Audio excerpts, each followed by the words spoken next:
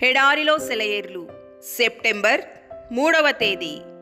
దోణి నడిపించుటలో వారు మిక్కిలి కష్టపడుచుండగా ఆయన వారిని చూచి. మార్కు సువార్త 6వ అధ్యాయము 48వ వచనం.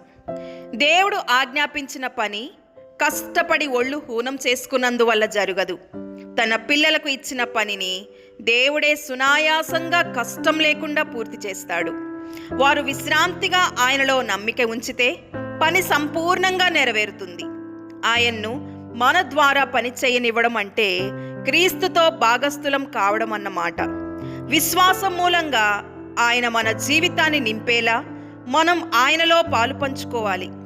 ఈ రహస్యాన్ని తెలుసుకున్న ఒక భక్తుడు ఇలా అన్నాడు: యేసు చెంతకు వచ్చాను, కడుపు నిండా నీరు త్రాగాను, నాకు మరెన్నడూ దాహం వెయ్యదు. నేనెప్పుడు ఆయాసం వచ్చేంతగా పని చెయ్యను గాని పొంగి పొర్లేటంత నిండుగా ఉన్నాను. నా జీవితంలో ఇది గొప్ప వింత. పొర్లి పారడానికి మనం కష్టపడనక్కర్లేదు. ఈరోజు రాబోయే అన్ని రోజుల్లోనూ క్రీస్తు మనలను సర్వశక్తిలోకి, ఫలవంతమైన జీవితంలోకి, మన అనుదిన జీవితంలో ఆహ్వానిస్తున్నాడు. హృదయమా, విశ్రాంతిగా ఉండు. నీ దేవుని రహస్యం ఇదే. అస్తమానము పని చెయ్యడమే సేవించడం కాదాయనను. ఆయన వాగ్దానంపై విశ్రమిస్తూ శ్రమలేక ఉన్నవారే నిజమైన సేవకులు. చిన్న చిన్న అలలు హృదయ సరోవరంలో అలజడి రేపి కలతలు తెస్తాయి.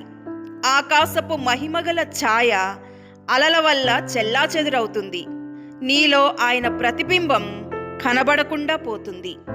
దేవుడెవరు, ఎక్కడా అని అడుగుతారు. నిశ్చలుడైన దేవుని తరపున నీ నిబ్బరమే వారికి జవాబు. నీ చుట్టూరా నిన్ను కదిలించే సంఘటనలకి ఒకటే నీ సమాధానం: క్రీస్తులోనే నాకు విశ్రాంతి, హృదయమంతా నిండే శాంతి. పునరుద్ధానపు ఉదయ ప్రశాంతతలోనే పునరుద్ధాన శక్తి ఉంది. దేవుడి మాటలను దీవించునుగాక. ఆమెన్.